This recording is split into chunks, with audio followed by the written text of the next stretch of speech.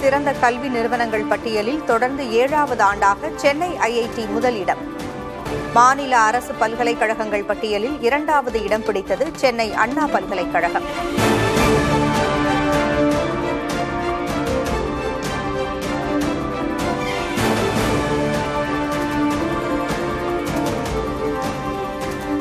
NIRF தரவரிசை பட்டியல் மூலம் உயர்கல்வியில் தமிழ்நாடு சிறந்த மாநிலம் என மீண்டும் ஒருமுறை நிரூபணம்.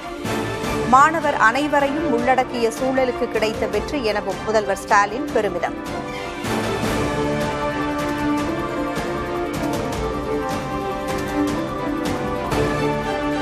முதல்வர் ஸ்டாலின் விளம்பர ஆட்சி நடத்துவதாக பழனிசாமி விமர்சனம். திமுக ஆட்சியின் ஊழலை அமலாக்கத்துறை வெளிக்கொண்டு வந்திருப்பதாகவும் பேச்சு. அரசாங்கம் உடனடியாக இடி அனுப்பி அதுல என்னென்னலாம் முறைகேடு இருக்குது ஆய்வு செஞ்சு அவர்கள் சோதனை செய்த பொழுது சுமார் 1000 கோடி முதற்கட்டமாக முறைகேடு நடப்பதாக கண்டுபிடிச்சாங்க. நீதிமன்றத்தில் வழக்கு இருக்குது, பத்திரிகையில் வந்த செய்தி.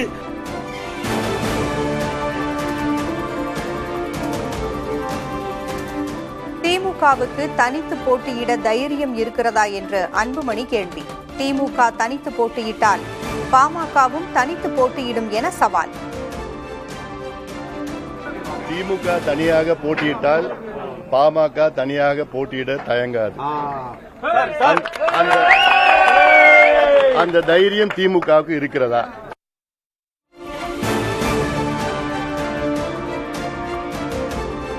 அமைச்சர் துரைமுருகனுக்கு எதிராக பிறப்பிக்கப்பட்ட பிடிவாரண்டை வரும் 15ஆம் தேதி அமல்படுத்த உத்தரவு. வருமானத்திற்கு அதிகமான சொத்து சேர்ப்பு வழக்கில் சென்னை சிறப்பு நீதிமன்றம் உத்தரவு.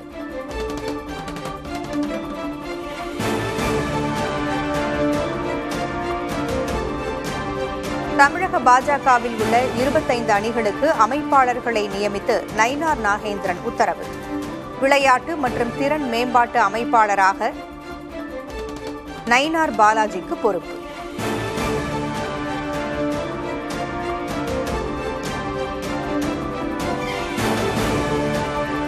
மத்திய அரசின் GST வரி குறைப்பை வரவேற்று பாஜகவின் குரலாக பேசுகிறார் பழனிசாமி.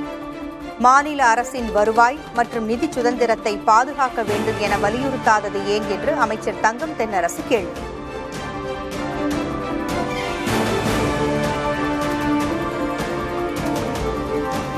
பயணிகளிடம் அதிக கட்டணம் வசூலிக்கும் ஆம்னி பேருந்துகளை பறிமுதல் செய்ய போக்குவரத்து துறை உத்தரவு.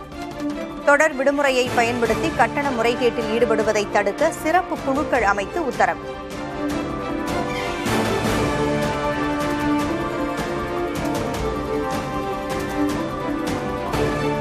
திருச்செந்தூர் முருகன் கோயிலில் 14 மாதங்களுக்கு பிறகு மீண்டும் தங்கத்தேர் உலா. பக்தர்களின் கூட்டத்தை கட்டுப்படுத்த விரைவில் பிரேக் தரிசனம் தொடங்கப்படும் என அமைச்சர் சேகர் பாபு அறிவிப்பு.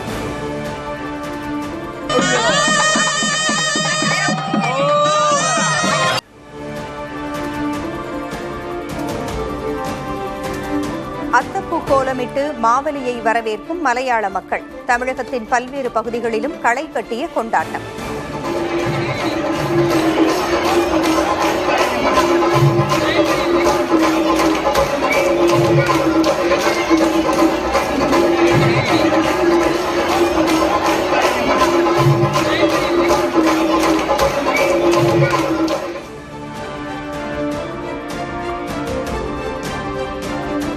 ஓணம் பண்டிகையை ஒட்டி தமிழக மலர்ச்சந்தைகளில் பூக்களின் விலை உயர்வு.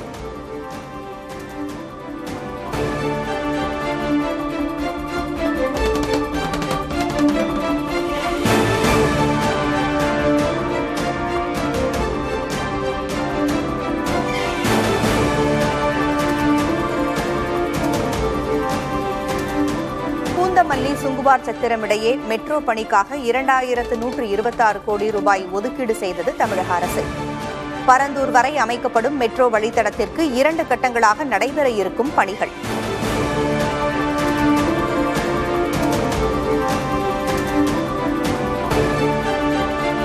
அதிமுக பொதுச் செயலாளராக பழனிசாமி தேர்வு செய்யப்பட்டதை எதிர்த்த வழக்கு நிராகரிப்பு.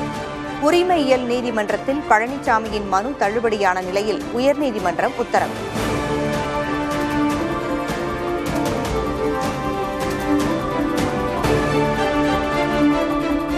வரும் 13ஆம் தேதி முதல் திருச்சியில் தாவேகா தலைவர் விஜய் சுற்றுப்பயணத்தை தொடங்குவதாக தகவல். ஒரு நாளைக்கு 2 மாவட்டங்களில் சுற்றுப்பயணம் மேற்கொள்ள திட்டம்.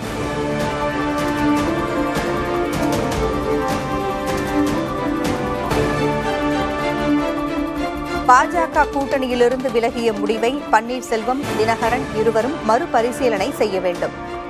பாஜக தலைமை மீது அதிருப்தி இல்லை எனவும் அண்ணாமலை பேட்டி. அண்ணன் டிடிவி அவர்களும் அண்ணன் ஓபிஎஸ் அவர்களும் தங்களுடைய எடுத்திருக்கக்கூடிய முடிவுகளை நிச்சயமா மறுபரிசீலனை செய்வார்கள் என்கின்ற நம்பிக்கை ஒரு புறம் எனக்கு இருக்கு. பெரிய உள்ளம் கொண்டவர்கள், நல்ல மனிதர்கள், நிச்சயமா பரிசீலனை செய்வாங்க. அதனால இப்பவே தேவையில்லாம குழப்பி வேறு வேறு யூகங்களுக்கு விடை கொடுத்து நாங்க பதில் சொன்னா அது நல்லா இருக்காதுங்க.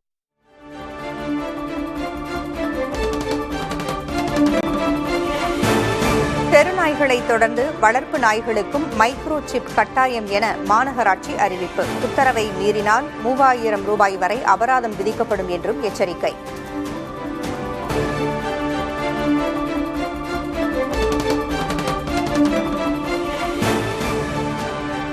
தமிழகத்தில் பரவும் வைரஸ் காய்ச்சல்.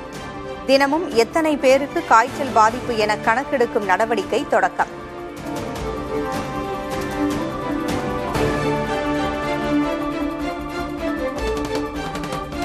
வரும் 8ஆம் தேதி ராமநாதபுரம், சிவகங்கை உள்ளிட்ட 6 மாவட்டங்களில் கனமழை பெய்யும். 9ஆம் தேதி நீலகிரி, கோவை, தேனி ஆகிய மாவட்டங்களில் கனமழை பெய்யக்கூடும் என வானிலை ஆய்வு மையம் அறிவிப்பு.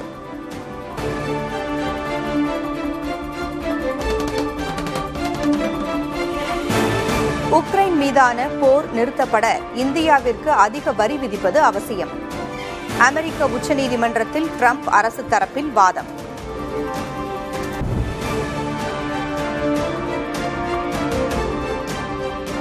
F1 திரைப்படத்தை தமிழில் எடுத்தால் அதில் நடிக்க அஜித் குமார் தான் பொருத்தமான நடிகர். பிரபல இந்திய காற்பந்தய வீரர் நரேன் கார்த்திகேயன் விருப்பம். இப்போ தமிழ்ல அந்த படம் பண்ணா நீங்க யாரை காஸ்ட் பண்ணனும் you prefer? I mean, it's a very, quite obvious thing. Ajit does a lot of racing, and he didn't have the opportunity to do it earlier. Now he's fully dedicating himself towards motorsport.